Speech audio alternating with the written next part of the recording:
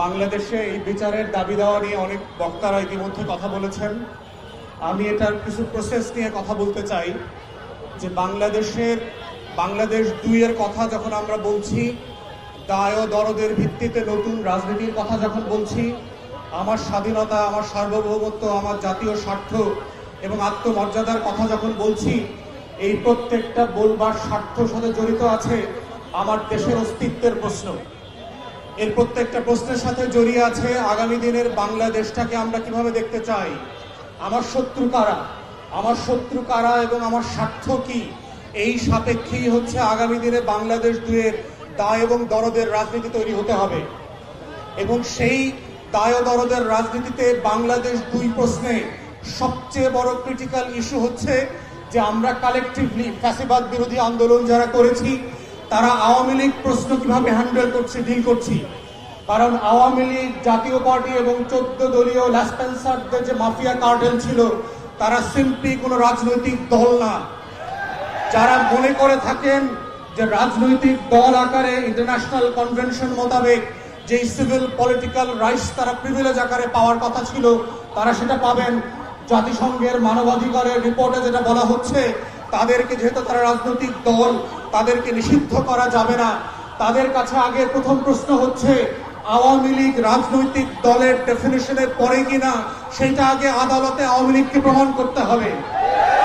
যদি জনতার আদালতে, বাংলাদেশের গণ অভ্যুত্থান পরবর্তী বাংলাদেশ ২ এর আদালতে এবং বিচারিক আদালতে আওয়ামী লীগ প্রমাণ করতে পারে যে তারা রাজনৈতিক দলের সংজ্ঞা, সকল সংজ্ঞা পূরণ করেন, অনলি দেন তাদের রাজনীতি থাকার প্রশ্ন দ্বিতীয় প্রশ্ন আকারে আসবে।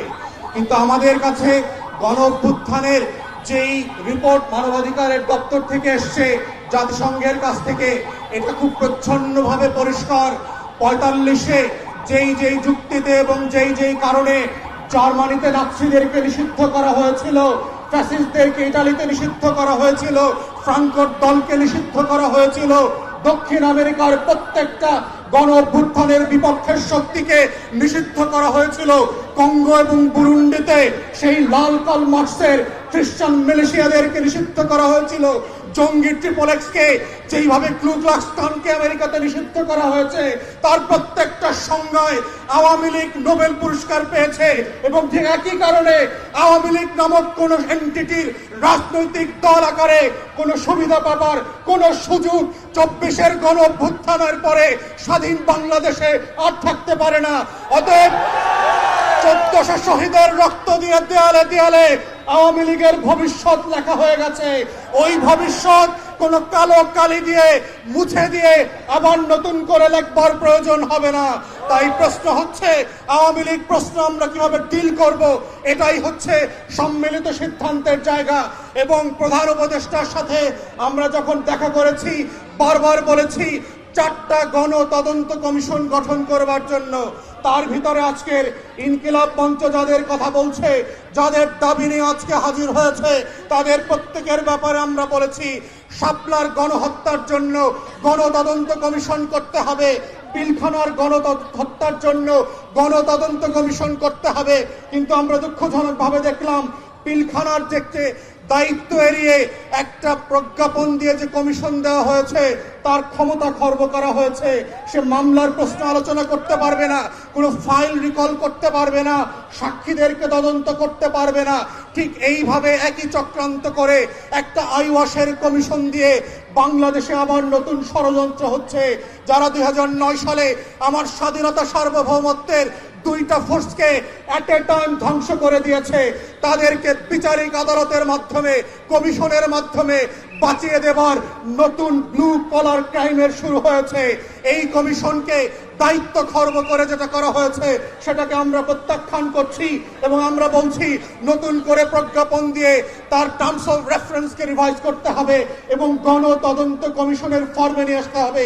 আমরা তৃতীয় বলেছিলাম বাংলাদেশে গুম, খুন, আয়নাঘর থেকে শুরু করে গত ১৬ বছরে যেই রাষ্ট্রীয় মদদে খুন খারাপির রাজত্ব কায়েম করা হয়েছিল, সেটার জন্য গণতদন্ত কমিশন করতে হবে। ঠিক একইভাবে দেখলাম একটা গুম কমিশন করা হয়েছে যার ক্ষমতা নাই, যাকে অযোগ্য লোক দেওয়া হয়েছে, পাবলিকলি সাফিসিয়েন্টলি ম্যান পাওয়ার দেওয়া হয় নাই। গণতদন্তের যে ফর্ম আমরা বলেছি, যে কাঠামো প্রস্তাব করেছিলাম, সেই কাঠামো পর্যন্ত দেওয়া হয় নাই। ঠিক একইভাবে প্রধান উপদেষ্টাকে আমরা বলেছিলাম জুলাই আগস্টের গণ অভ্যুত্থানকে ঘিরে একটা গণতদন্ত কমিশন করেন, এবং আমরা এটার ফরম্যাট পর্যন্ত একাধিক উপদেষ্টাকে দিয়েছি। আমেরিকার কংগ্রেশনাল হিয়ারিং এর মডেলে, সিনেট হিয়ারিং এর মডেলে, ব্রিটিশ এবং ইউরোপিয়ান পার্লামেন্টগুলোতে যেভাবে উন্মুক্ত শুনানি হয়, সেই শুনানির মডেলে করে সেইখানে গণতদন্ত কমিশন হতে হবে। আজকের ইনকিলাব মঞ্চে এসে যেইভাবে শহীদরা তাদের বক্তব্যের কথা বলছে, সেই উন্মুক্ত শুনানিতে যেটা বিটিভি লাইভ সম্প্রচার করবে, সেখানে শহীদ পরিবার এসে তার গল্পের কথা বলবে, তার কষ্টের কথা বলবে, তার আকাঙ্ক্ষার কথা বলবে। আগামী দিনে আওয়ামী লীগের রাজনীতি থাকবে কি থাকবে না, সেই কথা 1400 শহীদ পরিবারকে সিদ্ধান্ত নিতে হবে। কোন সুশীল উপদেষ্টার কথায়, কোন শাশুড়ির কথায়, দিল্লির কথায় সেই সিদ্ধান্ত হবে না।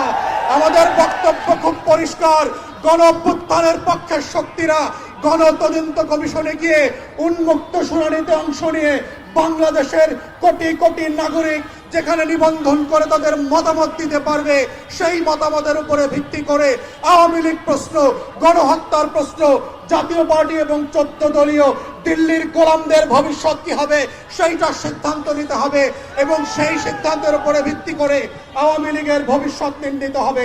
এই প্রস্তাব দেবার 7 মাস 8 মাস পেরিয়ে গেলে পরে আমরা দেখতে পাচ্ছি জুলাই গণহত্যা নিয়ে কোনো উচ্চবাচ্য করবার আয়োজন দেখতে পাচ্ছি না। জুলাইয়ের গণকবর যেইটা আমরা আগস্ট সেপ্টেম্বরে ভিজিট করেছি, সেইখানে উপদেষ্টাদের যাবার কোনো মদত দেখতে পাচ্ছি না।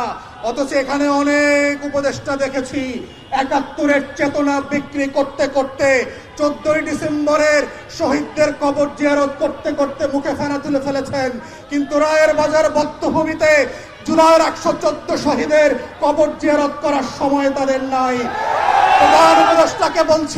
প্রধান উপদেষ্টাকে বলছি এই শহীদরা না থাকলে প্রফেসর মোহাম্মদ ইউনূস আপনি আজকে জেলে থাকতেন। 6 তলার বিল্ডিং, লিফট ছাড়া, বিদ্যুৎ ছাড়া বিল্ডিং এর 6 তলায় হাসিনা আপনাকে উঠবস করাইতো। সেই দিনের কথা ভুলে যাবেন না। আপনার মামলাগুলো আজকে আদালত দিয়ে নাই করে দিয়েছেন। এই নাই করার রাজনীতি হইতো না, আপনার মামলা চলতো। যাদের রক্তের কারণে আজকে আপনি বেকসুর খালাস, যাদের রক্তের কারণে আপনি প্রধান উপদেষ্টা হয়েছেন, তাদের রক্তের বদলা যদি না নেন, আপনাকে আগামী দিনের মানুষ ক্ষমা করবে না। বাঙালির চরিত্র বুঝতে হবে। তারা প্যারিস থেকে এসে এদের নায়ক যেভাবে বানাইতে পারে, তারা মির্জাফরের মতো খলনায়ক বানাইতে পারে। এই রক্ত দেওয়া শহীদ পরিবারের এই ইতিহাস ভুলে যাবেন না। তাই আমাদের বক্তব্য হচ্ছে গণতদন্ত কমিশনের মধ্য দিয়ে আওয়ামী লীগ প্রশ্ন রিজলভ করেন। এবং আমরা বারবার বলেছি বিভিন্ন প্রেসে এবং টকশোতে কি কি অপশন হতে পারে। প্রথম অপশন হচ্ছে নাৎসি মডেলে আপনি আউটরাইট আওয়ামী লীগ, জাতীয় পার্টি এবং 14 দলকে নিষিদ্ধ করে দেবেন। দ্বিতীয় অপশন হচ্ছে যদি ট্রুথ অ্যান্ড রিকনসিলিয়েশন ফর্মে যান সাউথ আফ্রিকার মডেলে, তাহলে কাদের বিচার করবেন, কোন কোন অপরাধের বিচার করবেন, আর কাদেরকে তওবা কমিশন করে হেফাজতের আলেমদের সামনে ক্ষমা চাওয়া মাফ করাইতে হবে, সেইটা আলাদা করতে হবে। কাদেরকে আওয়ামী লীগ যেহেতু আমাদেরকে 3টা নির্বাচন থেকে বঞ্চিত করেছে, তার রাজনীতি নিষিদ্ধ না হলেও আগামী 3টা নির্বাচনকে আওয়ামী লীগ এবং জাতীয় পার্টিকে ন্যায্যতার ভিত্তিতে বঞ্চিত করতে হবে।